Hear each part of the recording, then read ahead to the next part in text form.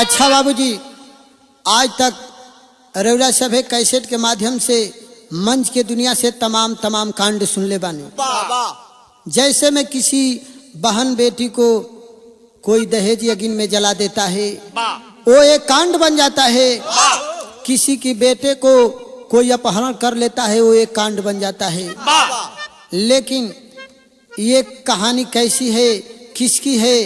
ये कहानी ना किसी का कोई मर्डर किया है, ना किसी का कोई अपहरण किया है। आखिर कहानी है तो कैसी है, जरा ध्यान से सुने। आशा नहीं विश्वास के साथ मैं कह रहा हूँ बाबू, ना कोई घमंड है ना कोई चैलेंज कि ये कहानी आप लोग श्रोता बंधु सुनेंगे तो मुझे विश्वास है कि जरूर ये कहानी पसंद आएगी। कवि जी भूमिका में भाव लिखे हैं, कैसे मास्टर?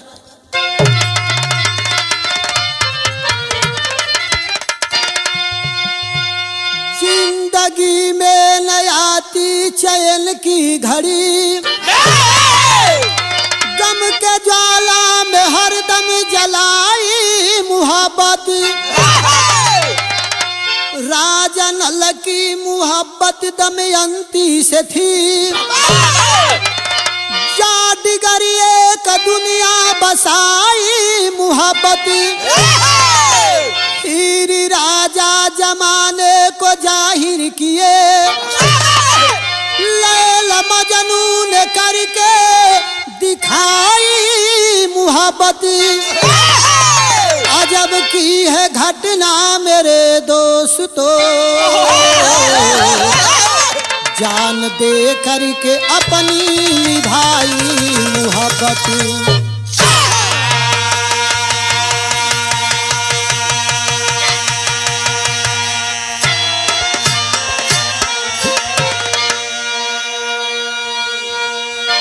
एक लाइन गजल दिहल गइल बा। अब कोनो लड़की से कोनो लड़का का मोहब्बत हो गइल बा। उ लड़का रोड पर जात बा, लड़की बाबू 3 महला मकान में बैठल बे। तो लड़का यही गुनगुनात जात बा, कहलस का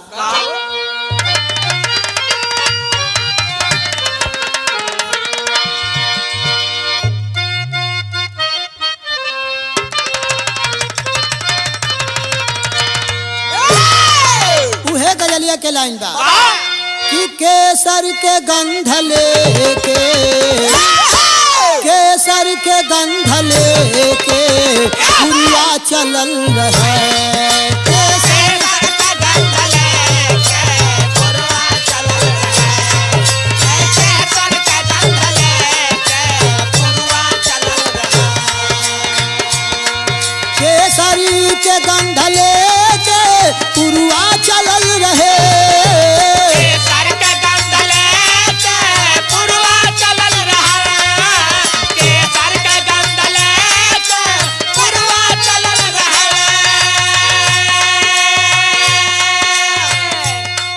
केसरी के गंध लेके पुरवा चलल रहे। देखली कि तोहरी घरवा में, देखली कि तोहरी घरवा में खिड़की खुलल रहे।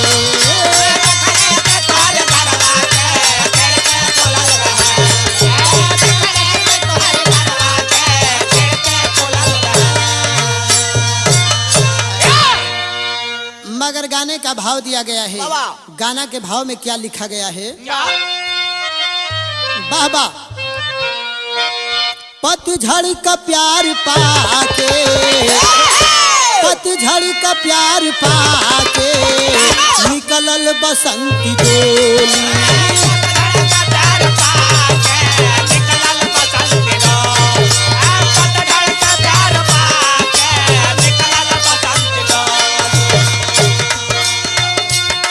पतझड़ का प्यार पाके निकलल बसंती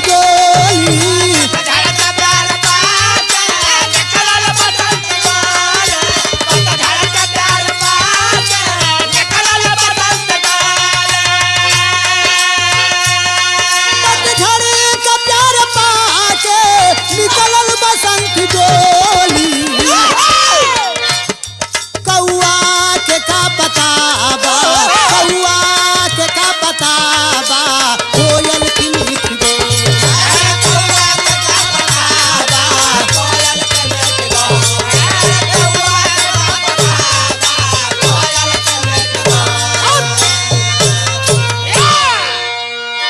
कहानी का शुरुआत दिया गया है।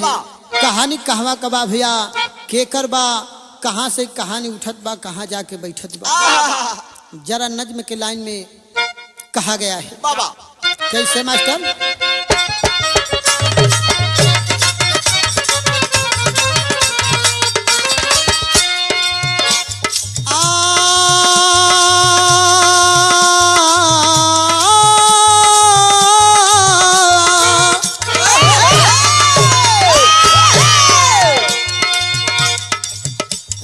वो की गरिमा को चकनाचूर किया, हुस्न वो की गरिमा को चकनाचूर किया, प्यार करने के लिए उन्हें मजबूर किया।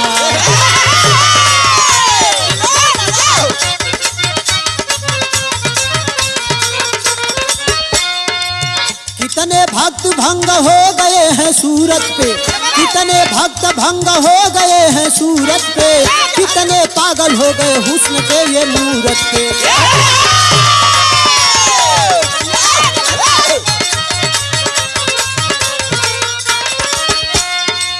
कहानी का शुरुआत हो गई, आखिर कहानी कहवा कबा।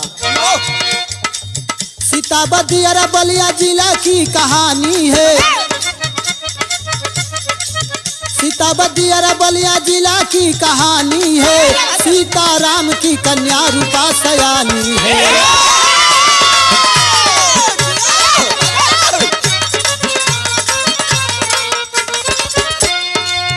अजित सिंह धर्मनाथ का दुलारा था, अजित सिंह धर्मनाथ का दुलारा था, माँ पिता का जीवन का सहारा था।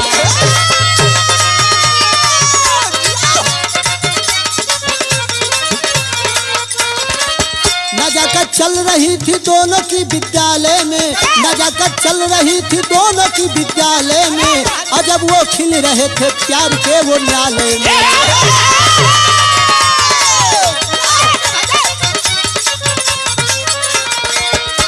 इतने ना और क्या होता था, एक दूजे के बिना चैन नहीं आता था, एक दूजे के बिना चैन नहीं आता था, कभी कली तो कभी अली मुस्कुराता था।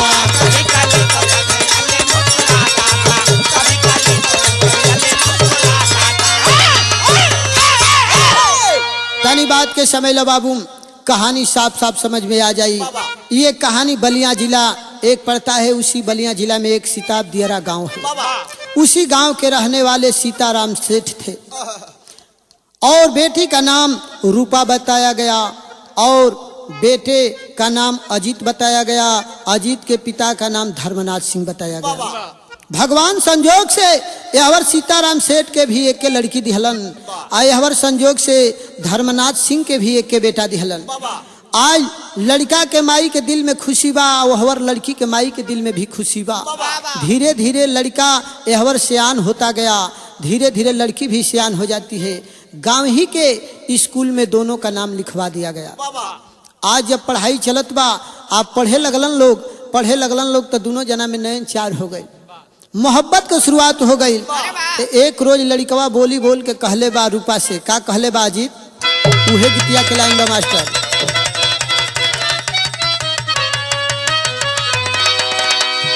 इहे लड़कवा कहले बा कि हंस के जो बोला तू एक बेरिया,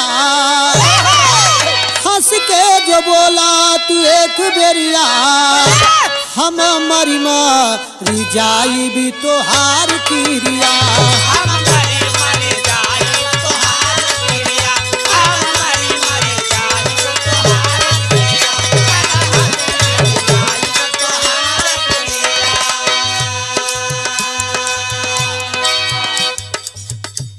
इतना गीतिया के लाइन रहल है, लेकिन अजीत कहले का बा, एक बेर हंसदाता ए बरी, एक बेर हंसदाता फूल झरी है, एक बेर हंसदाता फूल झरी है, तोरे चेहरा पे बुढ़ावा जवान मरी है।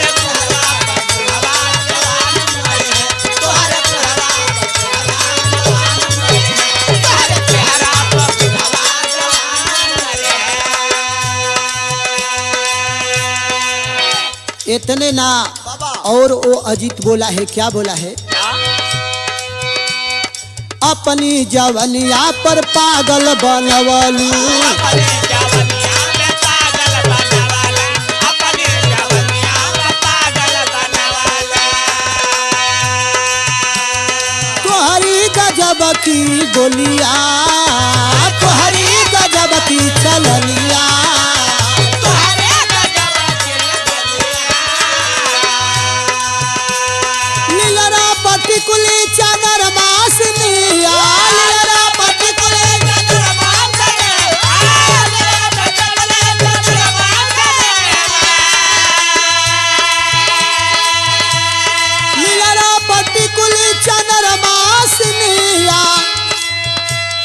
चलिया चलेलू हिरनिया, नैना से नैना लड़ाव कोई का करी है, नैना से नैना लड़ाव कोई का करी है, तोरे चेहरा पे बुढ़ावा जवान मरी है, तोहरे चेहरा पे बुढ़वा जवान मरी है, तोहरे चेहरा पे बुढ़वा जवान, तोहरे चेहरा पे बुढ़वा जवान मरी है। रूपा से अजीत बोला है कि क्या इसके चिकन चिकन गाल है, क्या इसकी भगवान सुगराई बनाए हैं, अरे कन्नकिया तजनाता कि ब्रह्मा जी के घूस दे के बनवावल बा, क्या इसकी नाक सुगा के ठोर जैसी है, क्या इसके घुघराले बाल हैं, जवानी के देख के लड़का हमारा पढ़ाई में कहाँ मन लगे, लड़का के चैन ना आवत बा। ते एक रोज औरी एक ठे बात कहले बा, कॉलेज से जब निकलल बा तब कहले बा, उहे गीतिया के लाइन बा, कौनो देवर अपना भौजाई से कहले बा, का कहले बा?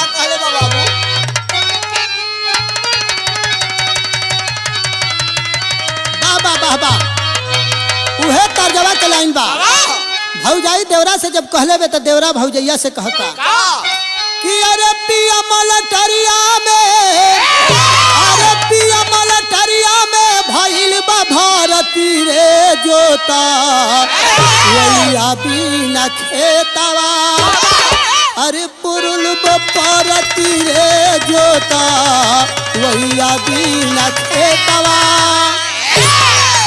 तो देवरा जवाब देता कि चढ़ दे सरहवा भौजी, भैया आई जाई है हो तोहार, उखड़ल खेतवा, अरे जुतुई जई है हो तोहार, उखड़ल खेतवा।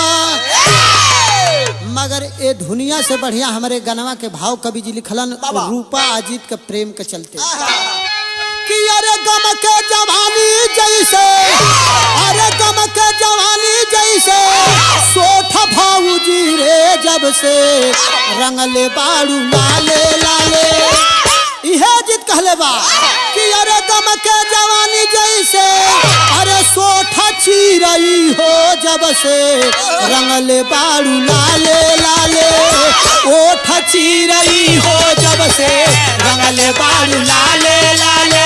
ओ चचेरे जब से रंगले बाड़ू लाले लाले, ओ चचेरे जब से रंगले बाड़ू लाले लाले। मुसुकी जवानी परी जियरा लुभाई, मुस्कुराए जवान बाजे अरल भाई, मुस्कुराए जवान बाजे अरल भाई। तिरछी नजरिया रे, तिरछी नजरिया रे, तिरछी नजरिया, तिरछी नजरिया पर मन उतराई, तेरा नजारे पर मन उतराए, तेरा नजारे पर मन उतराए। तोहे देखते भइल दाता, अरे तोहे देखते भइल बा दाता, अरे कोठा चिरई हो जब से रंगले बाड़ू लाले लाले, कोठा चिरई हो जब से रंगले बाड़ू।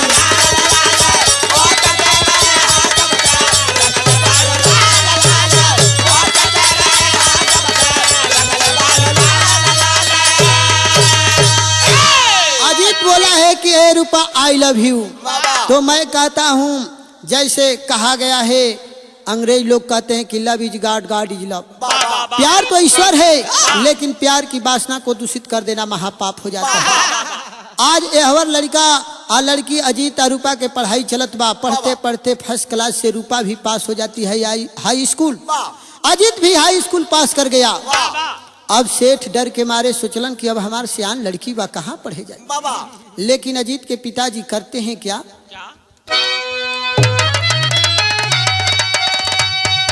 दस पास के बाद रूपा की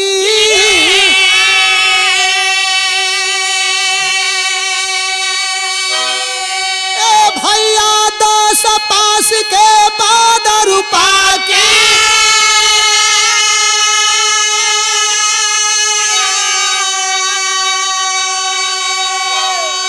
स्थगित हुई पढ़ाई।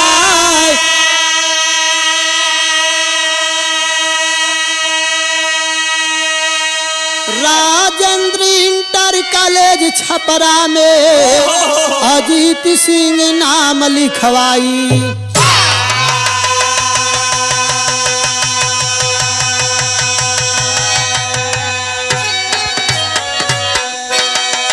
गौर करेंगे मेरे दोस्तों, रूपा की पढ़ाई यहीं स्थगित हो गई। अब माई बाबू सोचलन कि सियान बेटिया बा, अब दूर स्कूले बा, अब लड़की हमार सियान हो गई, घरे रही, 10 तक पढ़लस ना। अजीत के पिता सोचे कि मैं अपने बेटे को फर्स्ट क्लास से BA पास कराऊंगा, तो अजीत सिंह के पिताजी नाम लिखवा दिए छपरा एक इंटर कॉलेज है, जिस इंटर कॉलेज का नाम है Rajendra inter college. Rajendra inter college में अजीत का एडमिशन हो गया। अजीत पढ़ने के लिए अपना झोला झक्कड़ लेकर के यहाँ से चल दिया, जा करके छपरा शहर में रह रहा है। रह करके पढ़ाई शुरू हो जाती है, पढ़ाई करे लगलन। यहवर रूपा का करे लगली, अजीत से मिले खातिर उहे तर्जवा के लाइन बा,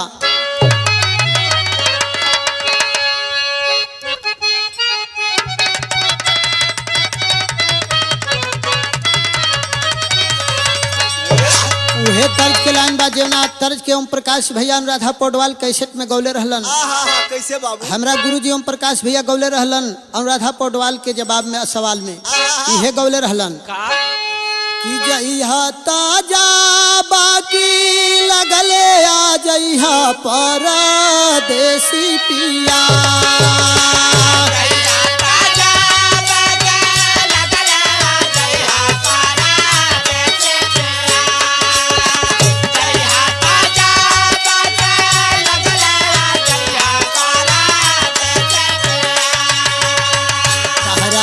जाके एगो पाची पथैहा परदेसी पिया।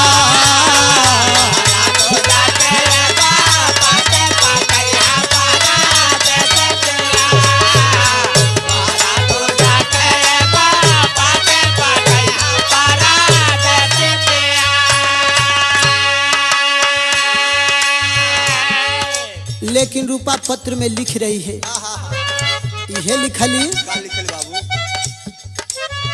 चाँद के बिना बाया जा रिश्ता सितारा प्यारा कायम रहे। रिश्ता सितारा प्यारा कायम रहे।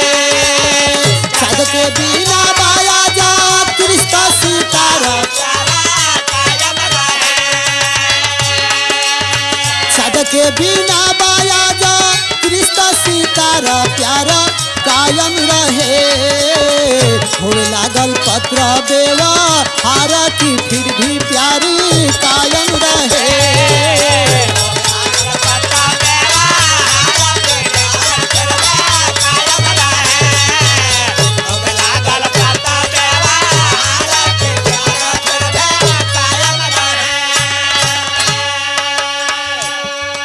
धीरे धीरे कुछ दिन बीत गई बा, उ दिन 6 महीना बीत गई। यहवर रूपा के भी चैन ना मिले, वहवर अजीत के भी चैन ना मिले। लेकिन अजीत के पास से मजबूरी है, आखिर पिता का बात कैसे न वो अजीत माने। अजीत पढ़ाई कर रहा है, रूपा धीरे धीरे जब यहवर अजीत के इंतजार में 6 महीना के दिन बीत जाता है, तो रूपा करती है क्या, गुजरी गईला छावा माह की समैया गुजर गएला छावा माह के समैया गुजर गएला छावा माह के समैया मिले बदे लागत नहीं खे कवनो उपैया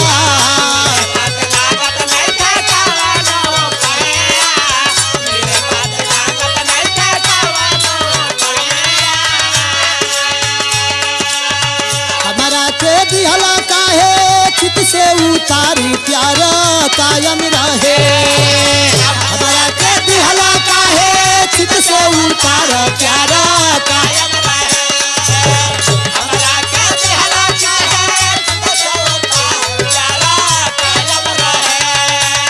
हमारा के दिहला काहे चित से उतारी प्यार कायम रहे होए लागल पत्र देवा हारा की फिर भी प्यार कायम रहे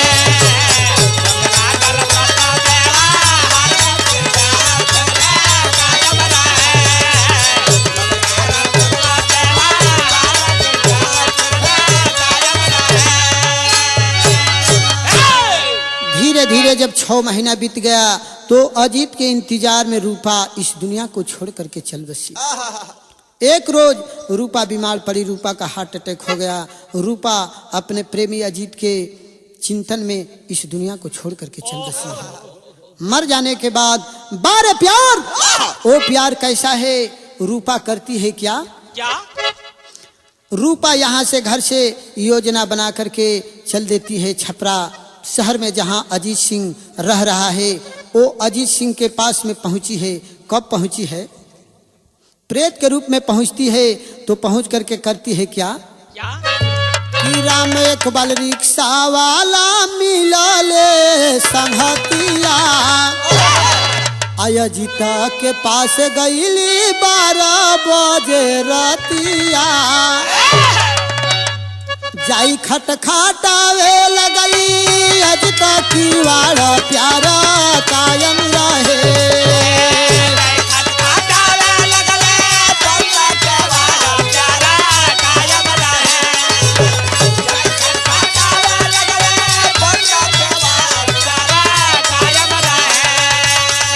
खटखटावे लगली बंद के वाड़ा प्यारा कायम रहे।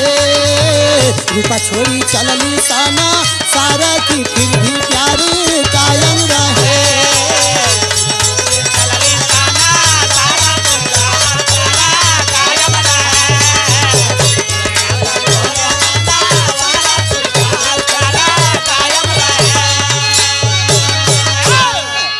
रूपा जब छपरा शहर में पहुंचती है, एक रिक्शे वाले को स्टेशन से उतर करके जब एक रिक्शा वाले की सहारा लेती है, रिक्शे वाले को बोली कि ए भैया रिक्शा वाला सुनो इधर आओ। रिक्शा वाला ठीक घड़ी जब रात 12 बज रही थी, रिक्शा वाला बोला कि दीदी आप कहाँ जाओगी? रूपा बोली है कि भैया जहाँ सब लड़के रह करके पढ़ते हैं उसी कॉलोनी में मुझे छोड़ देना, अब भैया फिर आप पुनः वापस लौट आना।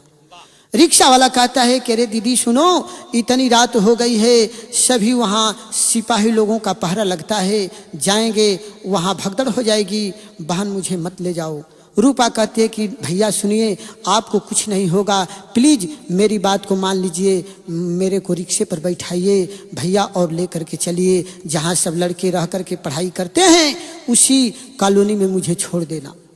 राम इकबाल, रिक्शे वाले का नाम राम इकबाल बताया गया। राम इकबाल रिक्शा लेकर के उस कॉलोनी में पहुंचा है और जा करके उतार दिया। उतारने के बाद फिर पिना वापस लौट जाता है। जब वापस लौट गया, रूपा पहुंचती है अजीत के कोठरी के पास में, जा करके दरवाजा खटखटा रही है। अजीत सोचा कि वाह वाह, इतनी रात को कौन आ गया, मेरा दरवाजा खटखटा रहा है। जा करके अजीत दरवाजा खोला है, देखा है कि ये तो रूपा। कहता है कि रे रूपा, इतनी रात को कहां से तू आ गई? रूपा कहती है क्या? उहे गीत के लाइन लगल बा।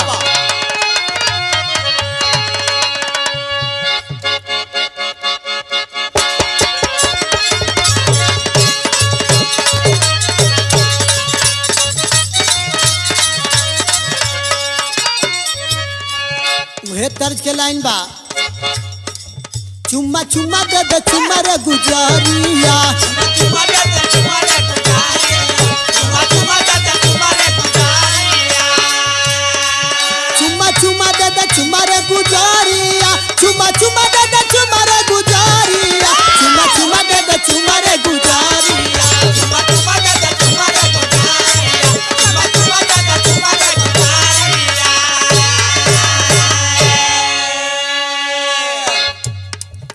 लेकिन दोनों जब मिले हैं उस कोठरी में अजीत किवाड़ खोलता है। रूपा कमरे के भीतर जब पहुंचती है तो कहती है क्या, आजा चक्कावा से मिलल बा चकोरिया आजा चक्कावा से मिलल बा चकोरिया आजा चक्कावा से मिलल बा चकोरिया मिलल बा चकोरिया आजा चक्कावा से मिलल बा चकोरिया आजा चक्कावा से मिलल बा चकोरिया हे चक्कावा से मिलल बा चकोरिया आजा चक्कावा से मिलल बा चकोरिया आजा चक्कावा से मिलल बा चकोरिया आजा चक्कावा से मिलल बा चकोरिया।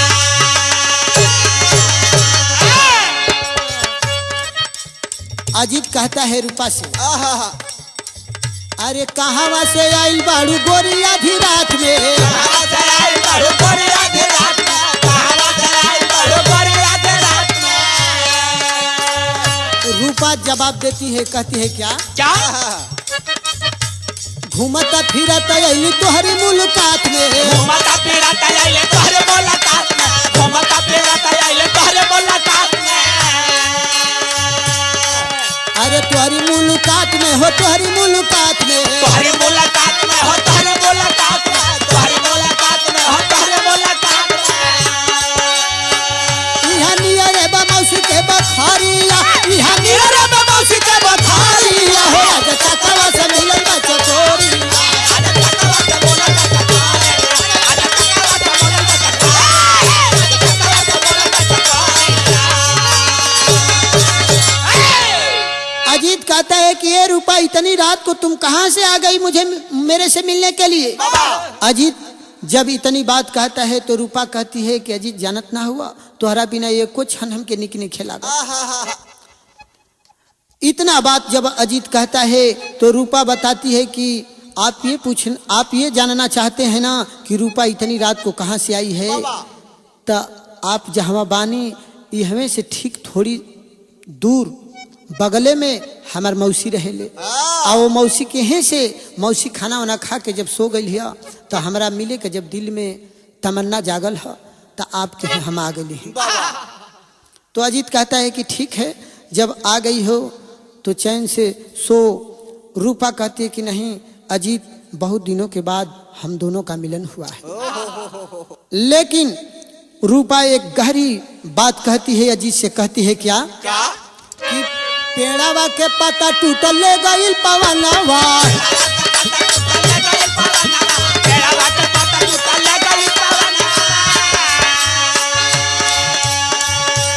दिल में कचोट उठ करे के मिलनवा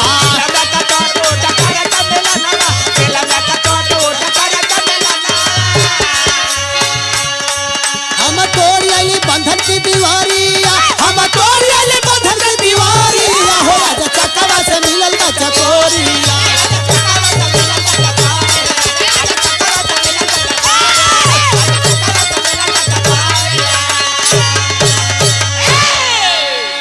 जब दोनों मिल जाते हैं तो मिलने के बाद होता है क्या, एक लाइन गीत लगल बा।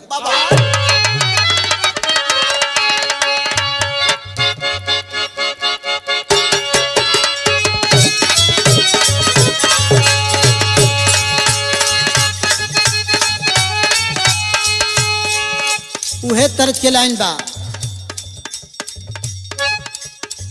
जौन मास्टर संकेत दिहलन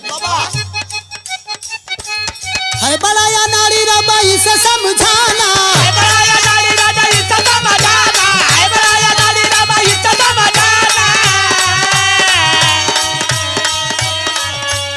इश्क में है दोबारा बा इसी को बताना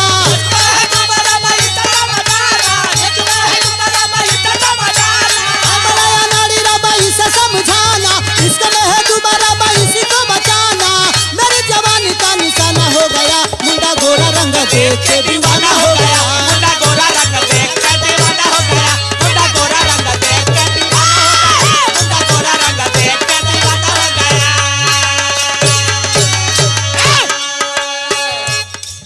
लेकिन अजीत रूपा से बताता है, कहता है कि रे रूपा तुम तो आ गई हो, बड़ी सौभाग्य की बात है, लेकिन सुनो क्या बता मेरे रहा को बहुत परेशानी है। वाह। वो अजीत अपनी परेशानी बता रहा है। है? क्या कल तो गोरी होने वाला मेरा इम्तिहान है। कल तो गोरी होने वाला मेरा इम्तिहान है। कल तो गोरी होने वाला मेरा इम्तिहान है। पूरी रात चलता रहा मोहब्बत का जाम है। चलता रहा मोहब्बत का जाम है। पूरी रात चलता रहा मोहब्बत का जाम है। कल तो गोरी होने वाला मेरा इम्तिहान है। पूरी रात चलता रहा मोहब्बत का जाम है। भोर में जब नींद का ऐलान हो गया, कुछ पता नहीं कब का बिहान हो गया। कुछ पता नहीं कब का बिहान हो गया। कुछ पता नहीं कब का बिहान हो गया। कुछ पता नहीं कब का बिहान हो गया।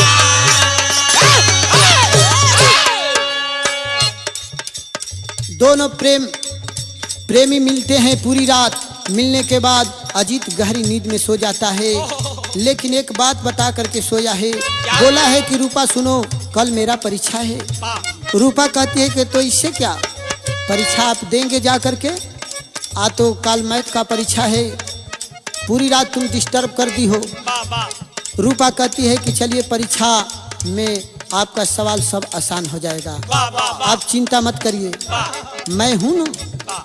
लेकिन अजीत बोला कि अरे तेरे रहने से काम नहीं न चलेगा, परीक्षा में तो पेपर पढ़ करके लिखना है कॉपी पर मेरे को, और तुम क्या करोगी। कहती है रूपा कि ठीक है, मेरी दुआ है कि आपका सब सवाल आसान हो जाएगा। तो अजीत गहरी नींद में सो जाता है। अचानक उसे नींद खुली है। जब नींद खुली है तो घड़ी 7 बजा रही है। अजीत न हाथ धोया, न पैर धोया, न मुंह धोया है। अजीत तुरंत उठ करके करता है क्या, उठ के सुबेरे अजीत भागा था तकाल में।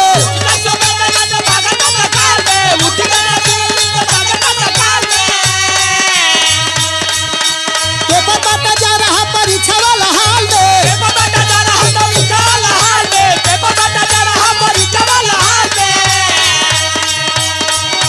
देखा कि पेपर का सवाल सब आसान है।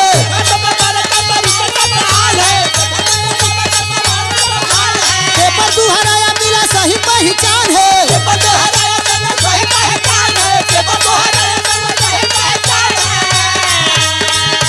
देखा कि पेपर का सवाल सब आसान है। पेपर दुहराया मिला सही पहचान है। प्यारी से मिलन का पहचान हो गया, कुछ पता नहीं कब का बिहान हो गया।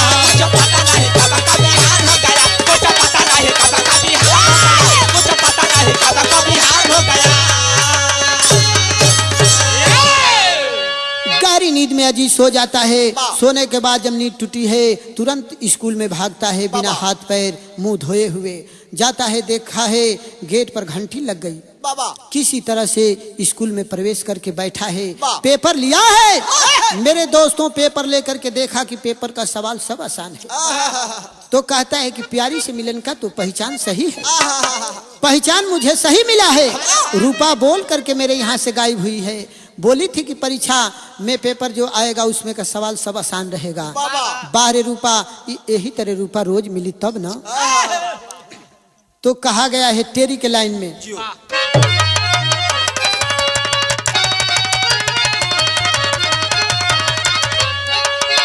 अरे मोरे राम अरमान पर कटारी चल गई कि अरे मोरे राम हो राम, अरे अरमान पर कटारी चल गई। घेरा घोर अंधेरा पहुंचाना दिन मान।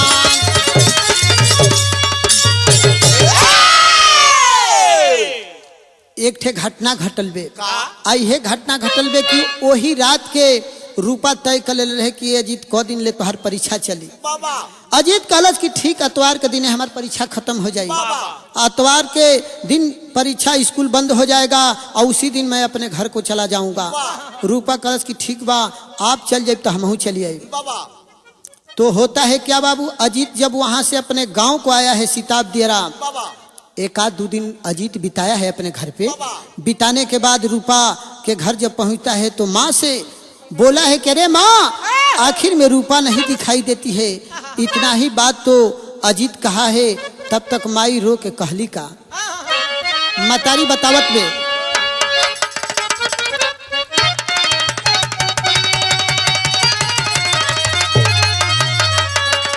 के करे जा बार बार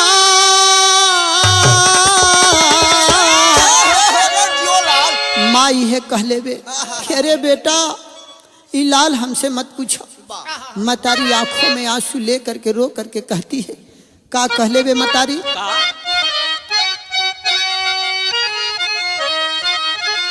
के करे जा बार बार हमार लाल हमका बताई,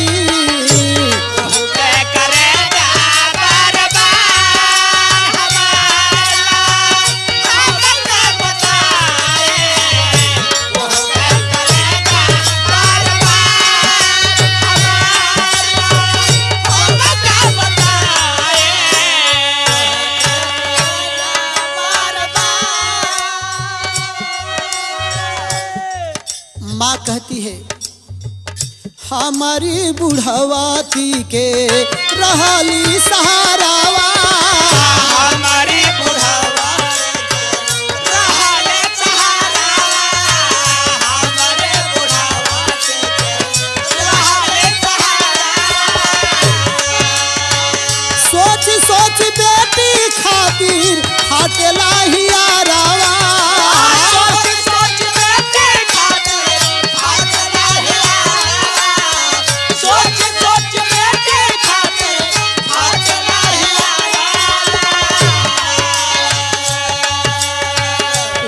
छोड़ी चलली संसार हमार लाल हमका बताई,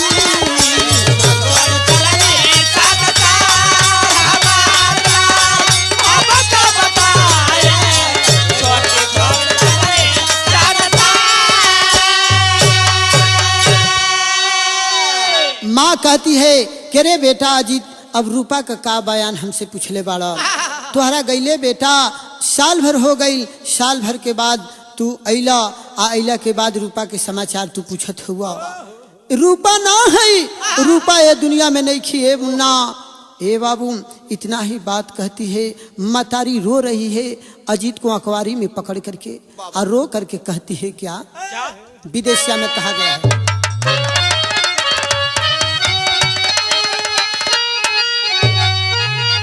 कहल गई बा कि झारा झारा नीरा बहे,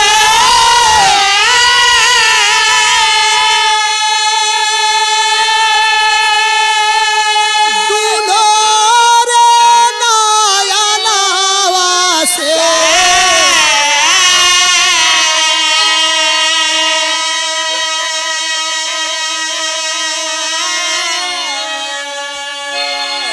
जो हिला बेटी के रही आए सुगा,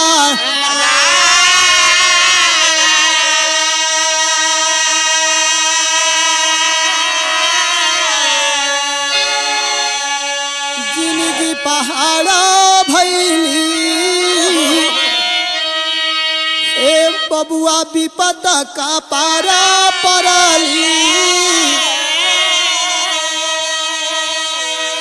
एतना कहता माई गिराली आगाना,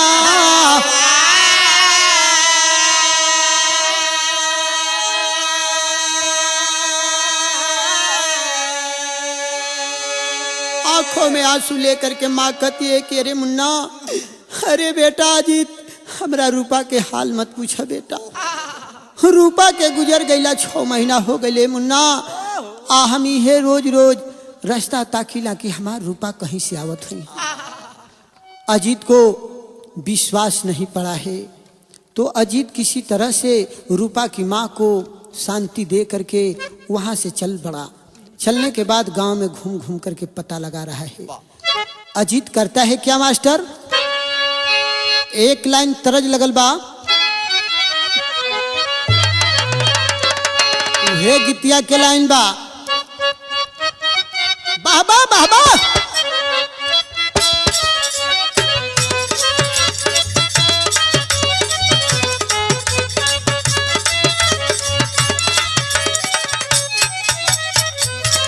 उहे गीतिया के लाइन बा, नारी के करनवा भरथरी बनी गईले जोगी आय रे बनी गईले जोगी आहो, राजपाट दिहाल विसारन होरा।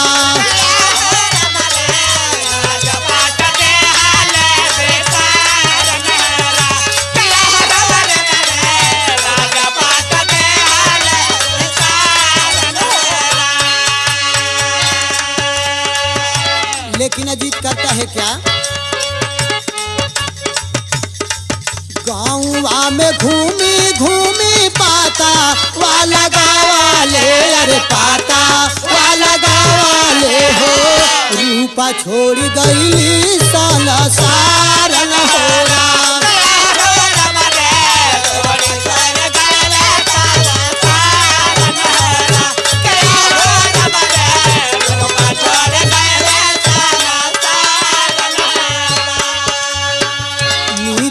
हराम भैया जुकी रातिया जुकी रातिया हो, शोका में डूबे उतरायन होरा।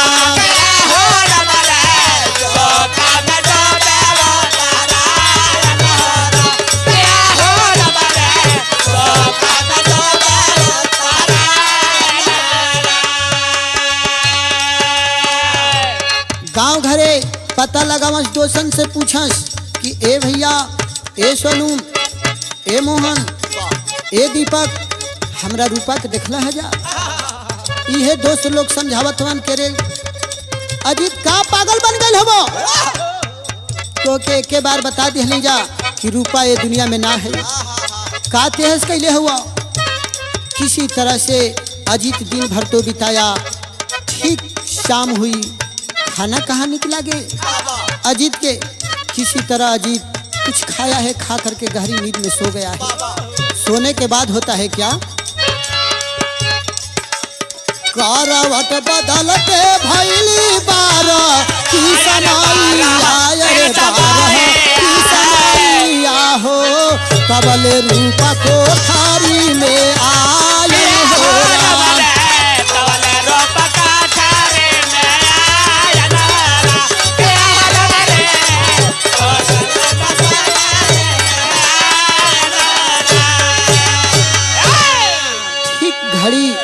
जब 12 बजाई है तो अजीत के कोठरी में रूपा प्रवेश कर जाती है। जा करके अजीत को जगाई, अजीत चिहूक करके उठ करके बैठ गया। बोला कि रे रूपा, इतनी रात को तुम आ गई, कहाँ से आ गई? यही बतिया के बतियावत हवन, तब तक माई के अचानक नींद टूटल बा। सोचलस कि रोज मुन्ना खातिर हम दूध लेके जाइला, आज हम सुतले रह गई, दूध ना पिया पौनी अपना लाल के। मातारी जब दूध लेके गई बे तो दरवाजा तर जब देख ले बे कि फुसफुसाहट आवत बा, वहां से लौट जाती है माँ। लौटने के बाद अपने पति धर्मनाथ सिंह को जगाती है कि ए जी सुनतनी, देखी ना मुन्ना हमन के रोज खियावत जा पियावत जा, आ वो कोठरी में कोनो लड़की जरूर आइल बे। ठाकुर बाबू थे ही धर्मनाथ सिंह बौखला गए और बौखला करके गए हैं दरवाजे के पास में, जा करके डांट करके बोले हैं, क्या बोले हैं? आक्रोश बढ़ा दिल का पउठा,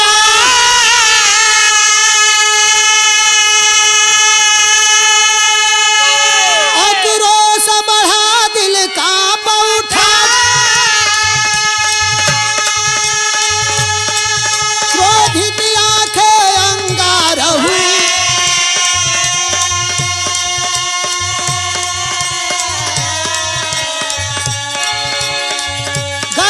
सावन के बादल जैसे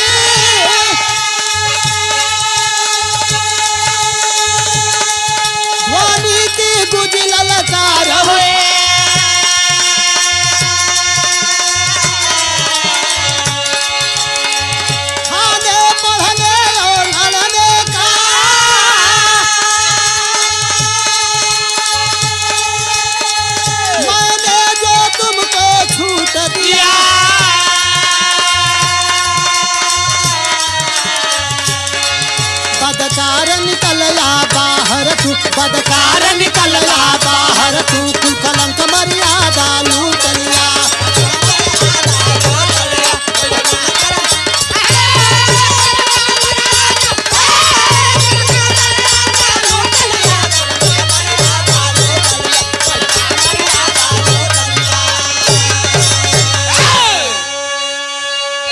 गौर करेंगे मेरे दोस्तों, ओ अजीत और रूपा की फुसफुसाहट सुन करके माँ जब बात बताई है अपने पति धर्मनाथ सिंह से, ठाकुर बौखला गए।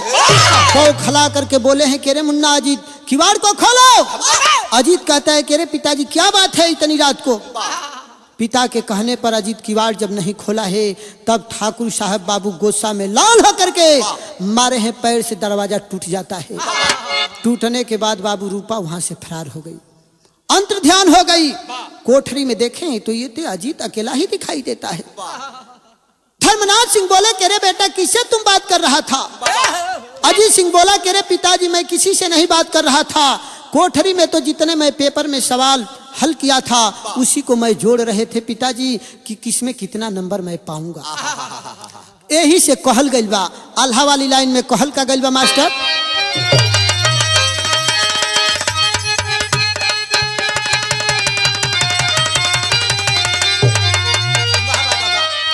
कहल गइल बा।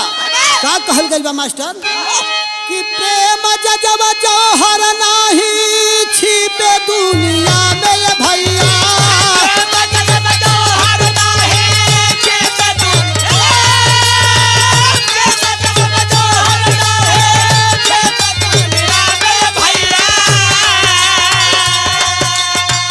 छिपी ना छिपावाला से चोरी हत्या पापा।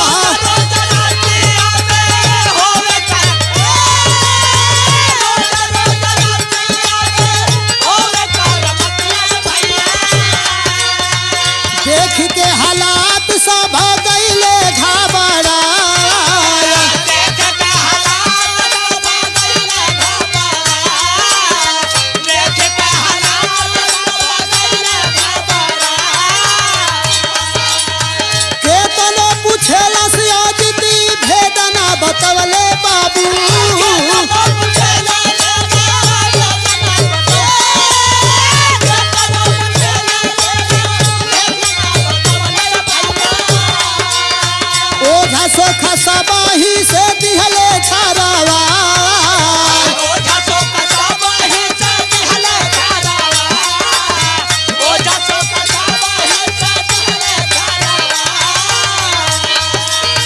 अपनी कसम माई बेटा के घर वाली पंचे।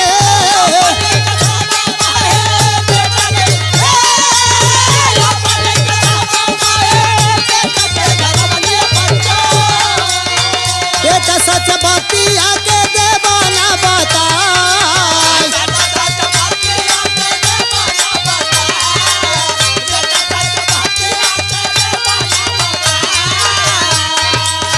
अगर माई भेदावा जो तोह से बताई हो गई, अगर माई भेदावा जो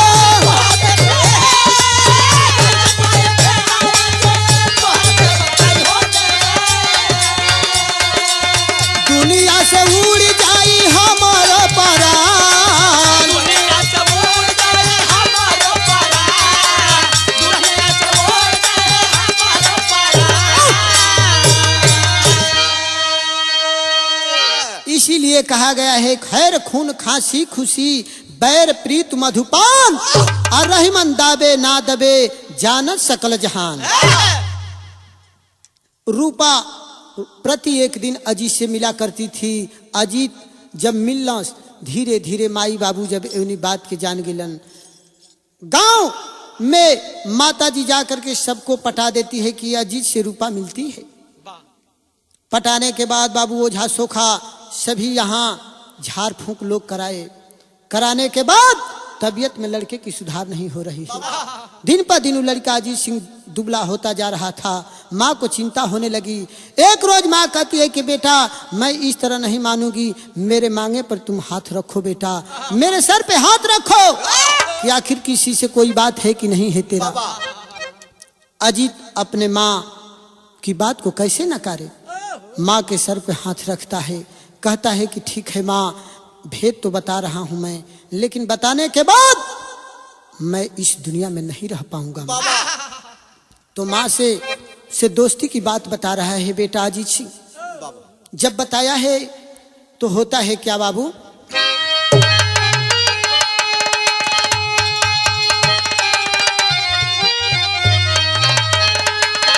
माता जी से पुतवा बतावे बतिया, अरे माता जी से पुतवा बतावे बतिया, हाथे मुहब्बत की छतिया या झुकी रतिया।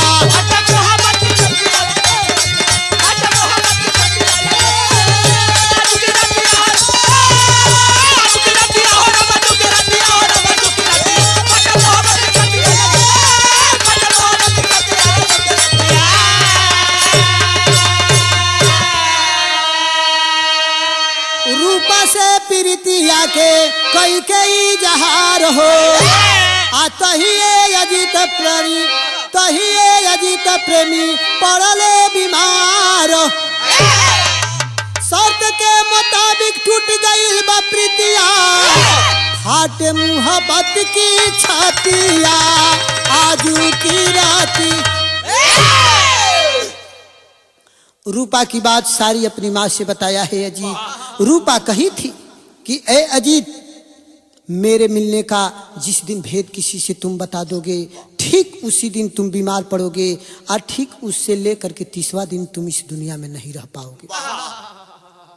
तो रूपा की बताई हुई बात सामने आ जाती है। अजीत अपनी माँ से जब बताया है, ठीक उसी दिन अजीत बीमार पड़ गया। अब पढ़ने के बाद होता है क्या, 30 दिन वाला जीवन रहले करार हो, आ छोड़ी के पिजड़वा सुगनवा फरार हो। मुश्किल बानी भावल मुहब्बत की बतिया, मुश्किल बानी भावल मुहब्बत की बतिया, फाटे मुहब्बत की छतिया आजू की रतिया।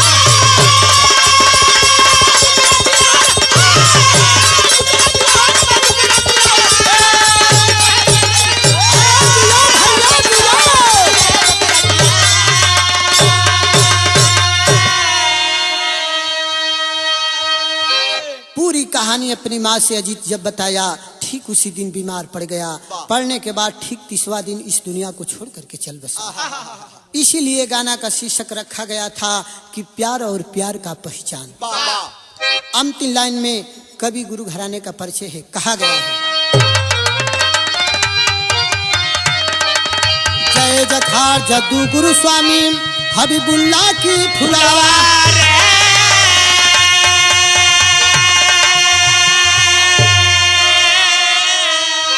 कथन करे कवि रघुनाथ लल्लन की तैयारी।